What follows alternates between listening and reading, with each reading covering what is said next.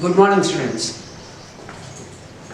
Today we will go for the next part of the fundamental concepts of the money market structure in the Indian financial system. In the earlier class, we have covered some concepts of the formal or the organized money market structure, namely call money market, notice money market, treasury bills market, commercial bills market, certificate of deposits and commercial papers. Today we will continue for the MCOM first semester IFS subject the remaining part of the organized money market structure as well as the unorganized or the informal money market players in the Indian financial system structure. We will go for today's session by starting the concept of money market mutual funds. We have already heard about the word mutual funds. We have already learned about the mutual funds. The word itself says that mutual funds. Mutual means putting together, adding together, combining together, compounding together.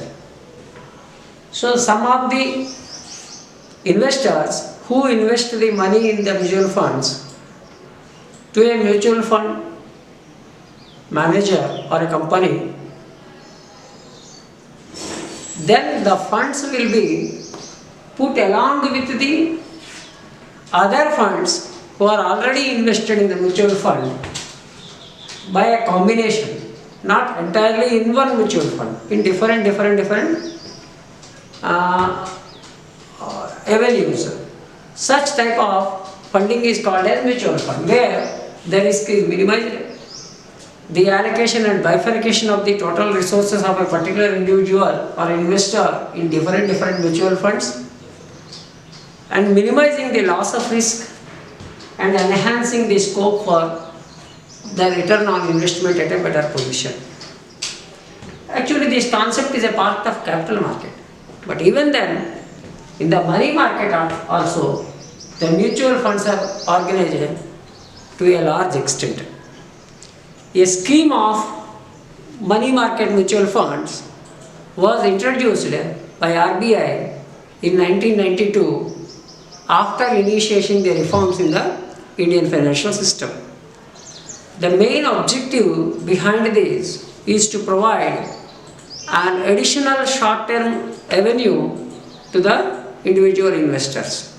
In November 1995, the RBI made the scheme much more flexible, and according to this, who can participate means the public sector banks, the public sector units, as well as the organized money market structure players can take part in the money market mutual funds. Here, the resources will be mobilized under this, will be reinvested or again invested in the call money market, in the certificate of deposits, in the commercial papers, as well as in the commercial bills arising out of genuine trading transactions, and also in the treasury bills and government noted and dated securities having an unexpired maturity up to 1 year. Since March 2000, the money market mutual funds have been come under the regulation of Securities Exchange Board of India, that is SEBI. At present, the money market mutual funds are being controlled and regulated by the SEBI under its guidelines. So, by this, we will come to a conclusion that now the money market mutual funds are more supervised, more regulated, more controlled and more streamlined under the supervision and regulation of the Securities Exchange Board of India, that is SEBI at present. Now let us go for the other one, the repo market. Repo is a word which is used for a repurchase agreement. It is used for a repurchase agreement. So the repo market was introduced in India in 1992 December by the government of India through this repurchase agreements.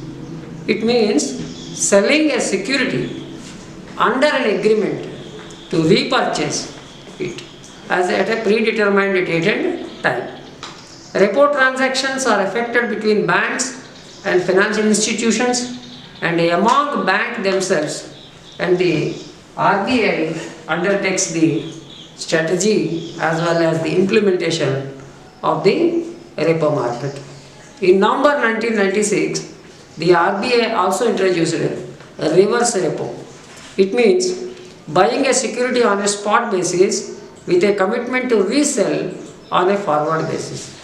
Reverse repo transactions are effected with scheduled commercial banks and primary dealers. In March 2003, to broaden the repo market, RBI also allowed the non-banking financial companies, the mutual funds, the housing finance and companies and insurance companies to undertake the repo transactions. This is what we have to keep in mind. Here in this case of the repo market also, it is completely controlled by the Reserve Bank of India, and from time to time the repo rate and the reverse repo rate are also being adjusted by taking into account the demand as well as the supply of the resources between and among the banking and non-banking financial institutions as well as per the money market and monetary policies being prescribed by the Government of India. Now the next one is Discount and Finance House of India, DFHI. In 1988, the DFHI was set up by the RBI. It is jointly owned by RBI, public sector banks and all India financial institutions which have contributed to its paid-up capital. It is playing an important role in developing an active secondary market in the money market instruments. In February 1996, it was accredited as a primary dealer. The DFHI deals in treasury bills, commercial bills, certificate of deposits, commercial papers, short-term deposits and call money market, along with that the government securities and the treasury bills market. This is what we can see that the DFHI is also promulgated on the basis of the facilitation of the more flow of funds from the demanded for the demanded people or the demanded sectors from the supply sectors. What you can say? Who can supply the funds to the demanded or the fund seekers. Now let us go to the second category of the money market structure, that is unorganized money market player or the informal money market structure. Here it comprises of three elements, namely indigenous bankers, money lenders and non-banking finance companies. Let us first go for the indigenous bankers. Who are these actually, the indigenous bankers? The indigenous bankers are the individuals or the private firms who receive deposits and give loans and thereby operate as banks. Just like banks, they will do. They will accept the deposits, they will provide the loans and earn the money between the interest paid between the accepted deposits and the money lender on the part of the loanees who want the loans. The indigenous bankers accept the deposits as well as lend the money. They mostly operate in the urban areas, especially in the western and southern regions of the country. If you observe the Indian economy as well as the regional, geographical regional vicinity of the India is concerned, most of the indigenous bankers are hailing from the southern part of the country, and most of them are also available in the eastern part of the country, the northeastern states of the country. Right? Now let us go for the next one. That is money lenders. So the name itself specifies that the people who lend the money on the requirements of the primary business. Generally, if you go to a market or in any small village, even like towns like in Varda also, we see every morning people come to a mandi and provide money to the vegetable hawkers or well as vegetable sellers, the money initially in the morning, and they will collect the money again in the evening by way of funding them for the specific and immediate purposes, for which the rate of interest is much more higher, but still the purpose is served. Such type of money lending is being done by the local people, and mostly they are of their particular location based origin. Money lending is very popular in India, both in the urban and the rural areas. Interest rates are generally high. Large amount of loans are given for unproductive purposes. The operations of money lenders are prompt, informal and flexible. The borrowers mostly comprise of the needy people, maybe poor farmers, the artisans, the petty traders and the manual workers. Over the years, the role of money market lenders has declined due to the expansion of the rural banks, the cooperative banks, the scheduled commercial banks, as well as the agricultural banks across the country as a expansion of the banking network by the Reserve Bank of India. But even then, because of the formalities much more to be required to be processed for approaching the organized banking sector, even some of the people prefer to approach the indigenous bankers. Indigenous bankers also comprise some other names like local brokers, money market brokers, or the Kabuliwalas, and all such people will be under the part of the indigenous bankers and the money lenders.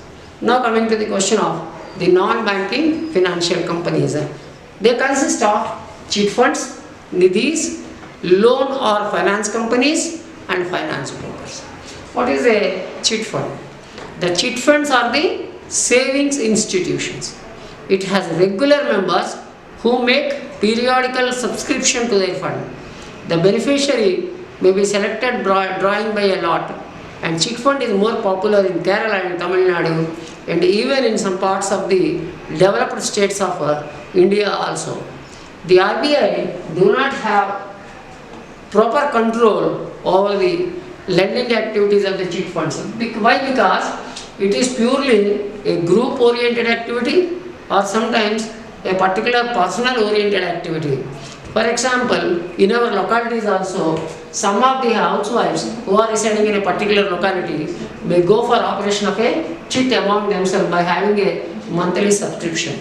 And after that, every month there is a formal or informal meeting and they will go for a draw of a lottery, and the person who gets the money will be given the total amount and the other persons will be waiting for their turn as per the lottery is concerned. Such type of pumping of money or supplying of money or giving of money to one of the members will be a part of the chit fund, which is called as very prominently we call it as BCs. All such things will be coming under the chit funds. Next one is nidhis.